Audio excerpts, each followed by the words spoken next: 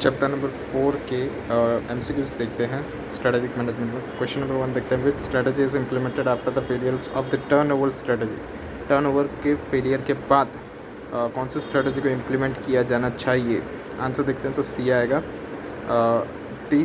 Divestment strategy, यहाँ पर क्या आएगा? डाइवेस्टमेंट स्ट्रेटजी को यूज़ करना चाहिए। Retrenchment strategy in the organisation can be explain as, retrenchment को कैसे एक्सप्लेन किया गया है? तो आंसर देखते हैं बी,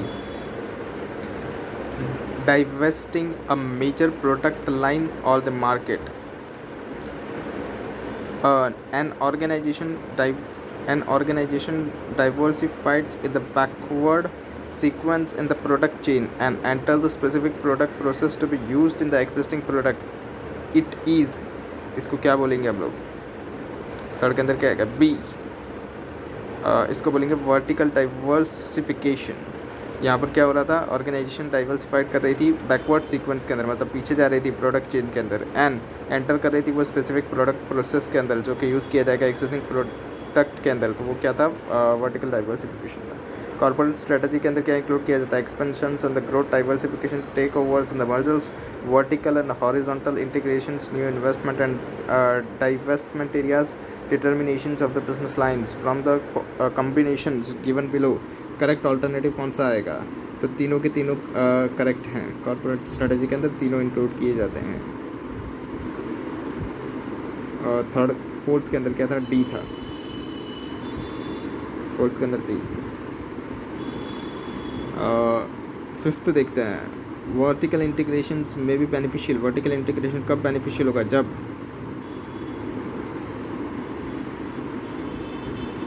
लोअर ट्रांजेक्शन कॉस्ट होगी एंड इम्प्रूव्ड कोऑर्डिनेशंस बैठेगा, whittle and achievable through the vertical integrations. जहाँ पर लोअर ट्रांजेक्शन की कॉस्ट होगी, जहाँ पर इम्प्रूव किया जाएगा कोऑर्डिनेशंस, जो कि विटल एंड अचीवेबल होगा through the vertical integrations. Stability strategy is a best strategy. Stability strategy कौन सी स्ट्रेटजी है? तो जो स्टेबिलिटी स्ट्रेटजी है वो कॉर्पोरेट लेवल की स्ट्रेटजी है। कॉन्ग्लोमरेट डाइवर्सिफिकेशन अनदर नेम है for which of the following? Conglomerate किसका है? तो पी आएगा। अनरिलेटेड डाइवर्सिफिकेशंस। डाइवर्सिफिकेशन प्राइमरी हेल्प करता है क्या करने के लिए?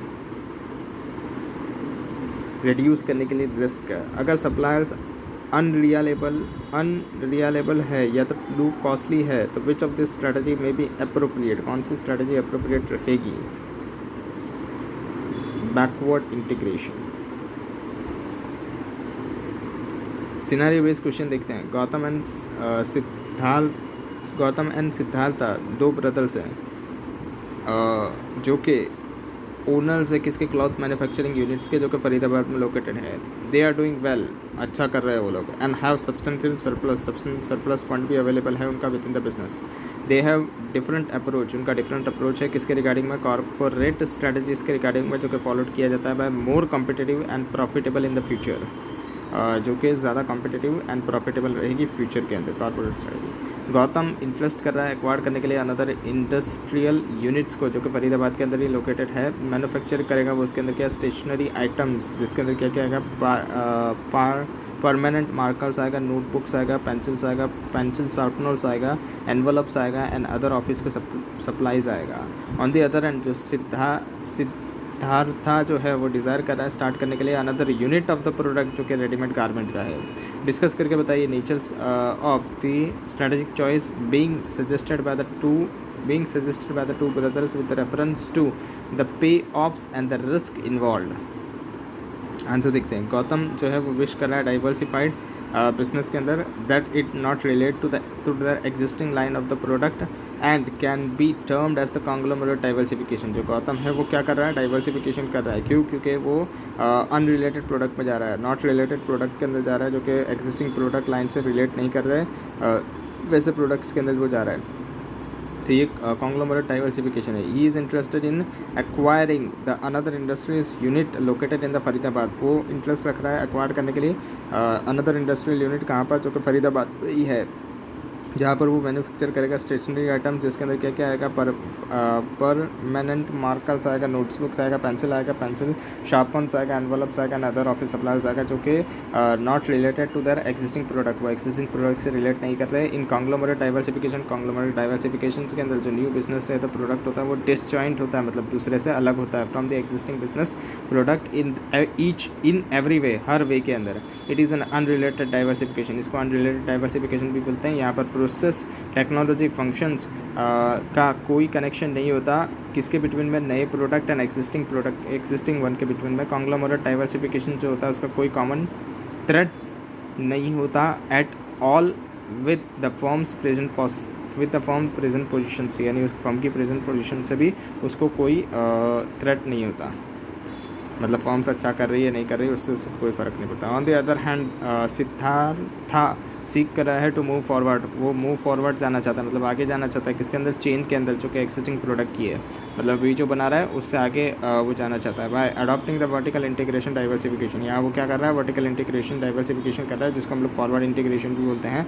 द क्लोथ वो मैन्युफैक्चर कर रहा है बाय द एक्सिस्टिंग प्रोसेस को लेकर उसको हम लोग यूज़ कर सकते हैं as a raw material of the garment manufacturing business, उसको raw material of the garment manufacturing, मतलब गारमेंट के मैन्युफैक्चरिंग बिजनेस के अंदर इसको एज अ रॉ मटेरियल हम लोग यूज़ कर सकते हैं, जो भी क्लोथ वो मैन्युफैक्चर कर रहा है। इन सच डाइवर्सिफिकेशन, ये डाइवर्सिफिकेशन के अंदर जो फर्म्स है वो ऑप्ट कर रही है एंगेज करने के लिए in the business that are related to their existing business, यानी कि फर्म जो है वो एक्जिस्टिंग बिजनेस से रिलेटेड ही कोई आगे वाली चेन को चूज़ करती है, फॉरवर्ड चेन्स को of the firm.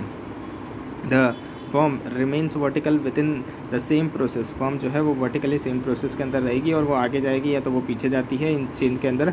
It enter specific product process के अंदर यहाँ पर स्पेसिफिकली एंटर किया जाता है, जिसके अंदर स्टेप लिए जाते हैं intentions of making them into the new business for the form, मतलब नए बिजनेस के तौर पर खोला जाता है। इंटेंशन उसका वैसा ही होता है कि नया प्रोडक्ट या तो प्रोसेस बनाई जाएगी।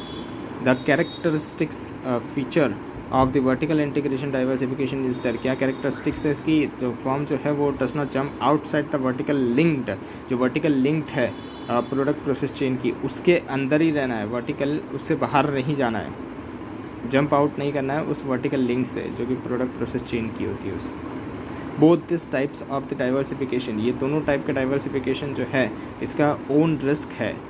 कॉन्ग्लोमरेट डाइवर्सिफिकेशन के अंदर there is no linkage with the customers group, conglomerate के अंदर कोई लिंकेज नहीं होता कस्टमर ग्रुप को लेकर, कंज्यूमर्स को लेकर, मार्केटिंग फंक्शंस को लेकर एंड टेक्नोलॉजी जो भी यूज़ की गई है, विच इज़ अ रिस्क, यहाँ पर रिस्क रहता है कि जो नया प्रोडक्ट होगा वो चलेगा या नहीं चलेगा। वैसे in the case of the vertical integration diversification, जहाँ पर वर्टिकल इंटीग्रेशन डाइवर्सिफिकेशन होता है वहाँ पर रिस्क जो होता है वो लैक होता है of continuing focus on the original business, there is a risk of lack of continuous focus, कि हम लोग जो हमारा अभी जो बिज़नेस चल रहा है उस पर फोकस हमारा हट जाएगा। वैसा यहाँ पर क्या होता है, रिस्क रहता है। किसके अंदर ये रिस्क रहता है, जब वर्टिकल इंटीग्रेशन डाइवर्सिफिकेशन किया जाता था। क्वेश्चन नंबर 2 देखते हैं। XYZ कंपनी फेस कर रही है continuous losses, there is a decline, उसकी वजह से उनका सेल्स भी डिक्लाइन हो गया, प्रोडक्ट मार्केट शेयर भी डिक्लाइन हो गया है। जो प्रोडक्ट ऑफ द कंपनी है वो become uncompetitive and there is a persistent negative cash flow, product जो है कंपनी का वो अनकम्पिटिटिव है and persistent negative cash flow है। The physical facilities are deteriorating, physical facilities जो है वो भी गिरती जा रही है एंड जो एम्प्लॉयज़ है उसका लो मोरल हो रहा है, मतलब एम्प्लॉयज़ का भी मोटिवेशन कम हो रहा है। एट द बोर्ड मीटिंग के अंदर बोर्ड मेंबर ने डिसाइड किया कि क्या हम लोग कंटिन्यू करें ऑर्गेनाइजेशन को एंड अडॉप्ट करें such measures that the company function properly, ताकि हम लोग कंपनी को फंक्शन प्रॉपर कर पाएँ।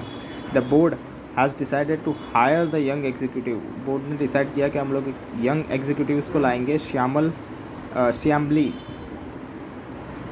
For improving the functions of the organisation, ताकि हम लोग इम्प्रूव कर पाएँ फंक्शंस ऑर्गेनाइजेशन का। विच कॉर्पोरेट स्ट्रैटेजी, कौन सी कॉर्पोरेट स्ट्रैटेजी श्यामली अडॉप्ट करेगी for this company and which step need to be taken, और कौन से स्टेप्स को टेकन किया जाएगा इंप्लीमेंट करने के लिए स्ट्रेटेजिक चॉइस को जो कि अडॉप्ट किया जाएगा by the Shyamali.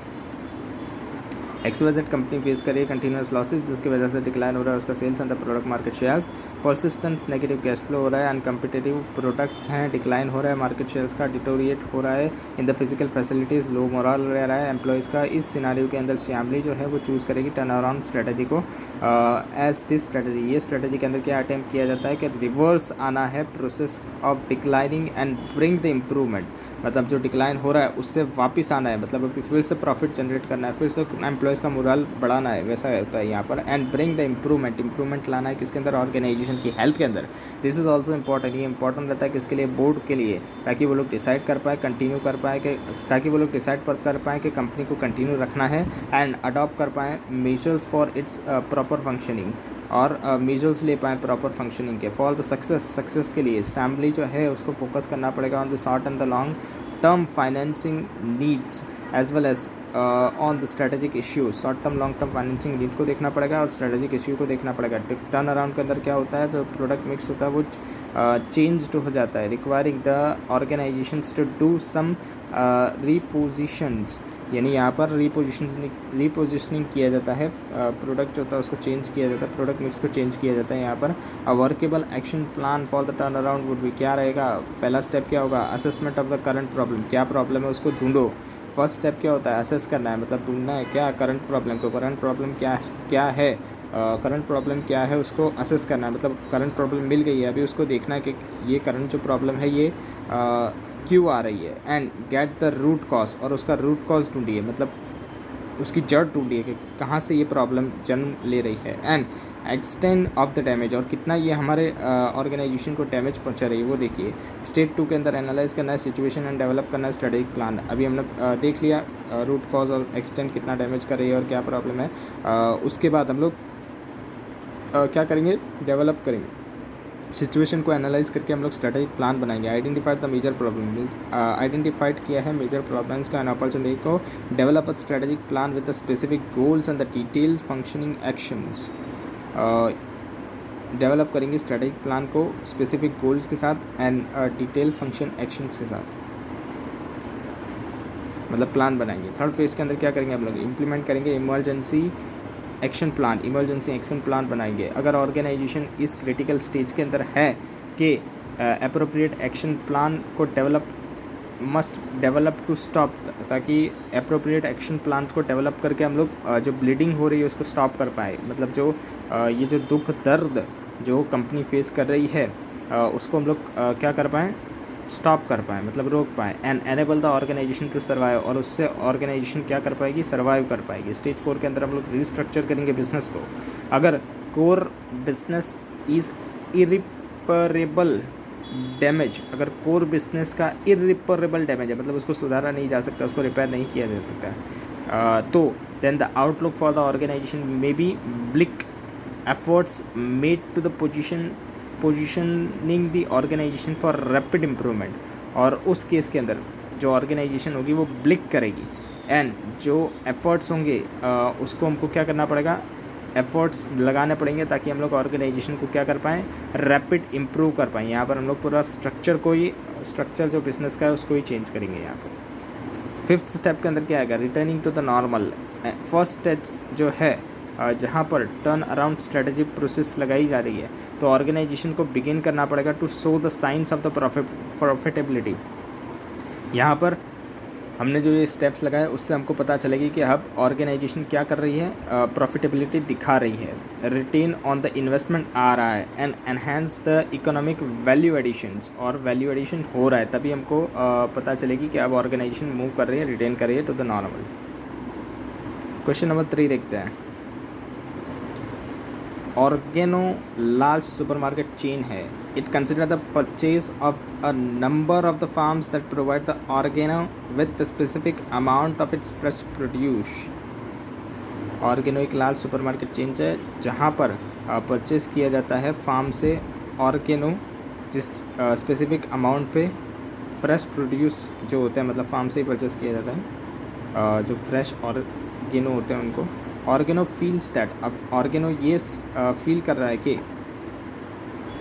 That by purchasing the farm, कि वो फार्म ही खरीद ले, it will have create control, ताकि उसका क्रिएट कंट्रोल हो जाए किसके ऊपर, सप्लाई चेन के ऊपर। आइडेंटिफाइड एंड एक्सप्लेन करके बताइए type of the diversification opted by the oregano. Identified and explain करके बताइए कौन सा टाइप का डाइवर्सिफिकेशन ओरेगानो लगाना चाहता है, ये लगा रहा है। ओरेगानो लार्ज सुपरमार्केट चेन से है, अगर वो ऑप्ट करता है बैकवर्ड इंटीग्रेशंस एंड परचेज कर लेता है नंबर्स ऑफ द फार्म्स, तो it will have the great control, तो इसका ग्रेट कंट्रोल हो जाएगा किसके ऊपर, सप्लाई चेन के ऊपर। Backward integration is a step towards, backward integration किसका स्टेप्स है, creations of the effective supply by the entering business of the input provider. यहाँ पर इफेक्टिव सप्लाई के अंदर घुस जाना, जहाँ किसके बिज़नेस के अंदर, इनपुट प्रोवाइडर के अंदर, मतलब जो हमको प्रोवाइड करके दे रहा है, जो हमारा सप्लायर है, उसके ही बिज़नेस के अंदर घुस जाना। Strategy employed to expand the profit and gain the greater controls over the product. इससे क्या होगा, तो यहाँ पर हमारा प्रॉफिट बढ़ेगा एंड हम लोग गेन कर पाएंगे क्या, greater control over the productions of the product, हम लोग प्रोडक्शंस भी बढ़ा पाएंगे उसका। Whereby the company will purchase or build the business that will increase, और कंपनी जो है वो क्या कर पाएगी, परचेज कर पाएगी या तो बिल्ड कर पाएगी बिजनेस को, जो इंक्रीज़ कर देगा उसकी खुद की सप्लाई कैपेबिलिटीज़, या तो वो लेसन कर देगा उसकी कॉस्ट ऑफ द प्रोडक्शन, या तो सप्लाई बढ़ा देगा या तो कॉस्ट को कम कर देगा।